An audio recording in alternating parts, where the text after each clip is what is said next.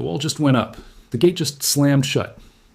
And 121 million ounces of silver that the Western world was counting on to power its solar panels, its electric vehicles, its AI data centers, and its military defense systems just became the property of the Chinese Communist Party. What I am about to show you is not a forecast. It is not a prediction. It is not speculation. It is a policy document that went into effect 72 hours ago that fundamentally changes the supply dynamics of the silver market for the next decade. We are witnessing the weaponization of a strategic metal in real time. We are witnessing the moment when Beijing decided that the silver leaving its borders was more valuable than the dollars coming in, and the Western financial establishment, the same people who told you silver was a barbarous relic, the same people who told you to buy Bitcoin instead, the same people who laughed at stackers and called them conspiracy theorists, they are now scrambling to understand what just happened. But you are not going to scramble. You're going to sit here with me for the next 45 minutes, and we are going to dissect this policy change line by line. We are going to connect the dots between Beijing, Washington, Elon Musk, and the Federal Reserve. We are going to look at the technical charts that show exactly where the price is headed. And by the end of this broadcast, you are going to understand why the silver you are holding right now is about to become the most valuable asset in your portfolio. Let me start with the raw data, because numbers do not lie and politicians do. On January 1st, 2026, China's Commerce Ministry activated a new export licensing system for refined silver. This system requires government approval for any silver shipment leaving Chinese territory. According to the official documentation, 60 to 70% of the refined silver supply that is traded internationally will now require Beijing's signature before it can exit the country. Let me put that in concrete terms. China exports approximately 121 million ounces of silver every single year. That is not a small number. That is not a rounding error. That is roughly 15% of the entire global silver supply flowing through a single governmental choke point. And as of 3 days ago, that choke point is controlled by bureaucrats in Beijing who answer to Xi Jinping, not to the free market. Now, some of you might be thinking that this is just a licensing system. It is not a ban. The silver can still flow if the paperwork is approved. And technically, you would be correct. But let me explain why this distinction is meaningless in practice.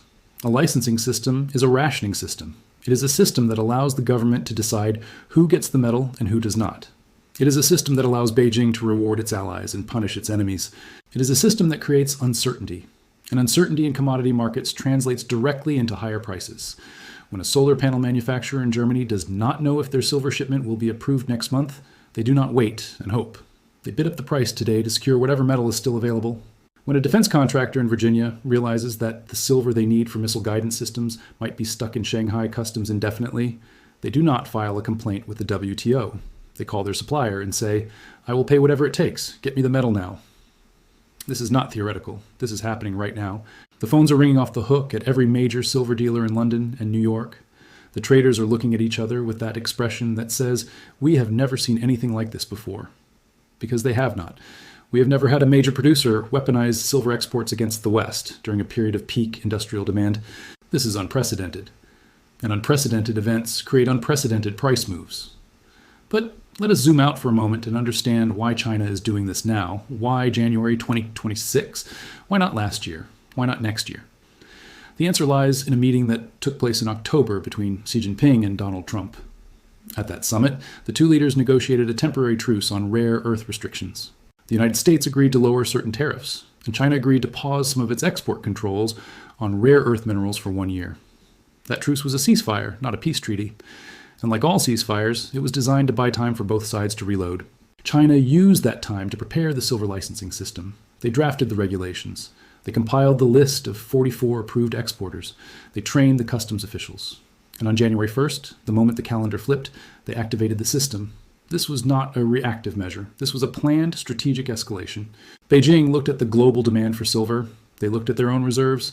They looked at the desperate need of the West for this metal to power the green energy transition. And they decided to turn the valve. Not all the way off, just enough to create pressure. Just enough to remind Washington who controls the supply chain. Just enough to extract concessions in the next round of trade negotiations. And this is where Elon Musk enters the picture.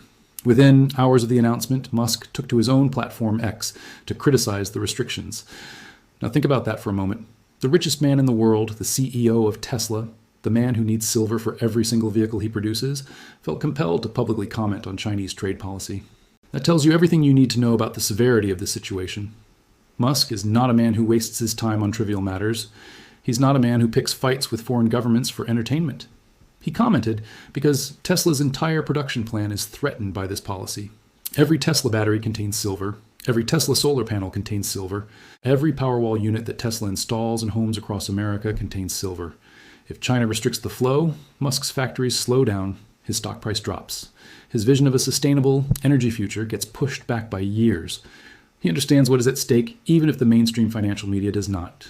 But here is what the mainstream media completely missed. They focused on the drama of the announcement. They quoted the anonymous industry insiders. They wrote their clickbait headlines about trade wars and tariffs. But they did not do the math. They did not look at the actual supply and demand numbers that make this situation truly terrifying. So let me do the math for you right now, because this is where the real story lives. Global silver production is approximately 820 million ounces per year. Global silver demand, and this is the critical number, has exceeded 1.2 billion ounces per year for the past 3 consecutive years. Do you see the problem? We are running an annual deficit of nearly 400 million ounces. Every single year, the world consumes 400 million more ounces of silver than it produces. That deficit has been filled by above-ground stockpiles, by recycling, and by the 121 million ounces that China exports. If China restricts even 50% of those exports, the deficit explodes. If they restrict 70%, as the licensing system allows them to do, the deficit becomes unmanageable. The price must rise to destroy demand, or the industrial users start shutting down production lines. There is no third option. The United States government understands this. That is why they quietly added silver to the list of nationally recognized essential minerals. This designation is not symbolic. It is a legal classification that unlocks emergency procurement authorities. It allows the Department of Defense to stockpile the metal. It allows the government to invoke the Defense Production Act to secure domestic supplies. When Washington adds a metal to the essential minerals list, they are sending a signal. They are saying this commodity is critical to national security. They are admitting that they cannot build F-35 fighter jets without silver. They cannot build Tomahawk missiles without silver. They cannot build the electrical infrastructure for AI data centers without silver. And they are admitting, although they will never say it publicly, that they are vulnerable. They are dependent on a geopolitical rival for a strategic resource. And that rival just tightened the noose. Now let us talk about what this means for the price. Silver closed the week just above $74.40. That is a significant number because it represents a floor that has been defended multiple times over the past 2 weeks. Every time the price has dipped toward the $72 level, buyers have stepped in aggressively. The lower wicks on the candlestick charts are getting longer, which tells us that selling pressure is being absorbed. The shorts are trying to push the price down, but they are running out of ammunition. And here is why they are running out of ammunition. The physical market has disconnected from the paper market. The futures traders in New York can sell all the paper contracts they want, but when a solar manufacturer in Arizona calls their supplier and asks for 100,000 ounces delivered next month, the supplier is not looking at the COMEX price. They are looking at what it will actually cost to acquire the metal from a world where China is restricting exports. And that cost is significantly higher than what the screen says. Let me give you the technical framework because the charts are confirming what the fundamentals are screaming. Silver is currently trading within a rising channel that has been intact since early December. The lower boundary of this channel sits at approximately $72.30. This level corresponds almost exactly with the 50% Fibonacci retracement of the recent rally. It also corresponds with the 50 period moving average on the 4-hour chart. When you have 3 separate technical indicators converging at the same price level, you have what we call a confluence zone. These zones act as magnets for price. They attract buyers when the price approaches from above, and they provide a launching pad for the next leg higher. The 200 period moving average, which is the longer term trend indicator, is sitting below $68.30, and it is pointing upward. This tells us that the primary trend remains bullish. The corrections we have seen, including the sharp pullback from the $83 high, are counter-trend moves within a larger uptrend. There are opportunities to accumulate, not reasons to panic. The momentum indicators are also flashing green. The relative strength index, which measures the speed and magnitude of price movements, has recovered to 53. This is a neutral to slightly bullish reading. It tells us that the recent sell-off has worked off the overbought conditions that existed at the top. The market is no longer exhausted. It has rested. It has consolidated. And it is now gathering energy for the next push higher. The first resistance level sits at $75.10. This corresponds with the 38.2% Fibonacci level. If we break through that barrier, the next target is $78.50. And if the China supply shock continues to reverberate through the market, we could retest the $83 high within weeks, not months. But let me be clear about something. I'm not telling you that the price will go up in a straight line. Markets do not work that way. The banks that control the paper market have a vested interest in creating volatility. They make money from the churn. They make money when retail traders get scared and sell at the bottom. They make money when they can shake out weak hands and buy their positions for pennies on the dollar. So you will see red days. You will see headlines designed to frighten you. You will see analysts on CNBC explaining why silver is overpriced and due for a correction. Ignore them. They do not understand what is happening. They are looking at historical correlations that no longer apply. They are using models that assume China will continue to export freely. Those models are broken. The old playbook is obsolete. We are in a new paradigm where physical supply constraints trump paper market manipulation. Let me explain why the Federal Reserve's policy trajectory makes this situation even more explosive. In December, the Fed cut interest rates by 25 basis points, bringing the policy range down to 3.50 to 3.75%. This was the latest in a series of cuts that began when the economy showed signs of slowing. Now, why does this matter for silver? Because interest rates represent the opportunity cost of holding precious metals. When rates are high, investors can earn meaningful income from bonds and savings accounts. They have less incentive to hold an asset like silver that pays no yield. But when rates are falling, the calculus changes. The income you sacrifice by holding silver shrinks. The relative attractiveness of the metal increases. Money flows out of bonds and into hard assets. This is exactly what we are seeing right now. The Fed has signaled that more cuts are coming in 2026. The market is pricing in at least 2 more reductions by mid-year. Each cut pushes more capital toward precious metals. Each cut weakens the dollar and makes dollar-denominated commodities more expensive in foreign currencies. Each cut adds fuel to the fire that China just lit. And here is where the demand side of the equation becomes truly staggering. Silver is not just a precious metal, it is an industrial metal. It is, in fact, the most conductive metal on Earth. It is essential for the technologies that will define the 21st century. Solar panels require silver paste for their photovoltaic cells. The International Energy Agency estimates that solar installations will triple by 2030.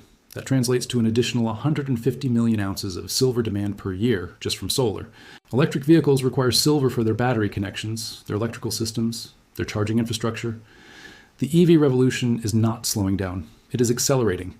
And every vehicle that rolls off the assembly line consumes silver that cannot be recovered and reused. Artificial intelligence is the newest driver of demand. AI data centers require massive amounts of electrical infrastructure. Silver is used in the connections, the switches, the cooling systems. Every ChatGPT query, every AI-generated image, every autonomous vehicle decision runs on servers that contain silver. And the AI build-out is just beginning. We are in the first inning of a 9-inning game that will consume silver at rates the world has never seen. Let me give you the numbers on China's export history, because this is critical context. According to official data compiled by Wind Information, China exported over 4,600 tons of silver in the first 11 months of 2025. Let me convert that for you. 4,600 metric tons equals approximately 148 million troy ounces. During that same period, China imported only 220 tons, or about 7 million ounces. This means China was running a net export surplus of over 140 million ounces. That surplus was flowing to the rest of the world. It was filling the gap between global production and global consumption. It was keeping the lights on at solar factories in Germany and semiconductor plants in Taiwan and battery manufacturers in South Korea. And now, as of January 1st, that surplus flow is subject to government approval. The 44 companies authorized to export under the new system will have quotas. They will have paperwork requirements, they will have delays, they will have uncertainty. And that uncertainty will translate into higher prices and longer lead times for every industrial user outside of China. But there's another dimension to this story that most analysts are missing entirely. China is not just restricting silver exports, they are simultaneously restricting tungsten and antimony, 2 metals that are absolutely critical for advanced technologies and defense applications. Tungsten is used in armor-piercing ammunition, in aerospace components, in semiconductor manufacturing equipment. Antimony is used in flame retardants, in batteries, in night vision goggles. China dominates the supply chain for both metals, just as it dominates silver refining. This tells us that the silver licensing system is not an isolated policy decision. It is part of a broader strategic initiative to leverage China's dominance in critical mineral supply chains. Beijing is building an arsenal of economic weapons. Silver is just one bullet in the magazine, and they are prepared to fire that weapon if the geopolitical situation requires it. The state-run Securities Times in China quoted an anonymous industry insider this week who said that the new policy formally elevates silver to the status of a strategic resource. Read that sentence again. Formally elevates silver to the status of a strategic resource. This is an official designation from within the Chinese government apparatus. They are telling us, in plain language, that they view silver the same way they view rare earth minerals, the same way they view oil, the same way they view semiconductor manufacturing capacity. They view it as a tool of statecraft. They view it as a lever of power, and they are prepared to use it. Now, let me address the skeptics in the audience. Some of you might be thinking that this is fear-mongering. Some of you might be thinking that the market will adjust. Some of you might be thinking that alternative suppliers will emerge to fill the gap. Let me dismantle these objections, one by one. First, fear-mongering. I'm not inventing these policies. I'm reading official documents from the Chinese Commerce Ministry. I'm quoting data from Wind Information and the International Energy Agency. The numbers are the numbers. The policies are the policies. If the truth sounds alarming, that is because the situation is alarming. Second, market adjustment. Yes, the market will adjust. The market always adjusts. But how does the market adjust to a supply shortage? Through higher prices. That is the adjustment mechanism. The price rises until demand is destroyed or new supply comes online. New silver mines take 7 to 10 years to develop from discovery to production. There is no quick fix. The adjustment will be painful and it will be expensive. Third, alternative suppliers. There are no alternative suppliers at scale. China is one of the largest silver producers in the world. They have some of the biggest reserves. More importantly, they control a massive share of the refining capacity. Even silver mined in Mexico or Peru often gets shipped to China for processing before being exported to end users. The supply chain runs through China, whether we like it or not. Decoupling from that supply chain is a decade-long project that has barely begun. Let me now walk you through what I expect to happen over the coming weeks and months. In the short term, we will see volatility. The market needs time to digest the implications of this policy change. Traders who were caught off guard will reposition their portfolios. Hedge funds will adjust their models. The initial shock will create whipsaw price action in both directions. Do not let this volatility shake you out of your position. The trend is clear, the fundamentals are clear, the policy is clear. Higher prices are coming because there is no other way for the market to balance supply and demand. In the medium term, we will see industrial users panic buying. This is the phase where the reality of the supply constraint hits the factory floor. Procurement managers who have been complacent will suddenly realize that their silver allocations are at risk. They will start building buffer inventory. They will start bidding against each other for the diminishing supply of available metal. This competitive bidding will drive prices sharply higher. We saw this dynamic play out in palladium when Russia restricted exports. We saw it in rare earths when China imposed quotas in 2010. The playbook is the same. First denial, then recognition, then panic, then explosion. In the longer term, we will see structural revaluation. The market will accept that the old price range of $20 to $30 per ounce was an artifact of an era when supply was abundant and demand was limited. That era is over. The new price range will reflect the reality of structural deficits, export controls, and exponential demand growth from clean energy and AI. I believe we are heading toward triple-digit silver within the next 18 to 24 months. That is not a wild speculation. That is a conservative estimate based on the supply and demand mathematics that I have just walked you through. The question you need to ask yourself is this: are you positioned for what is coming? If you have physical silver in your possession, you are already ahead of 99% of the population. You have real money. You have a claim on a scarce resource that governments and corporations are desperately trying to secure. Do not sell that position for paper currency that the Federal Reserve can print at will. Do not trade your hard asset for their soft liability. The banks want your silver, China wants your silver, the solar companies want your silver, and the supply is running out. If you do not have physical silver, you need to acquire some immediately. Do not wait for a dip. The dip you're waiting for may never come, and even if it does, the premiums at dealers have disconnected from spot price. The physical market knows what the paper market refuses to admit. Do not look at the COMEX screen and think that is the real price. The real price is what you have to pay to get metal in your hand. And that price is rising every single day. For those of you who want to trade this move, here is my technical thesis. The $72.30 level is the line in the sand. As long as price holds above that level, the trend remains intact. I would be looking to accumulate on any pullback towards $72.50. The first target is $78. The second target is the previous high of $83.98. If we break through that level on strong volume, we enter price discovery mode where there is no historical resistance above. The upside becomes unlimited. I would place a stop loss below $69.60 to protect against a trend change. But I do not expect that stop to get triggered. The fundamentals are too strong. The supply shock is too real. The demand is too insatiable. Let me leave you with a final thought. We are living through one of the great commodity supercycles in history. The transition to clean energy, the build-out of AI infrastructure, the electrification of transportation, these are not trends that will reverse. They are structural shifts that will define the global economy for the next 50 years. Silver is essential to all of them. And the country that controls the largest share of silver supply just decided to restrict that supply for geopolitical advantage. This is not a drill. This is not a test. This is the beginning of a new era in which critical minerals become weapons. And the countries that have them dictate terms to the countries that need them. You cannot control what China does. You cannot control what the Federal Reserve does. You cannot control the geopolitical chess game being played at the highest levels of power. But you can control your own position. You can choose to hold real assets instead of paper promises.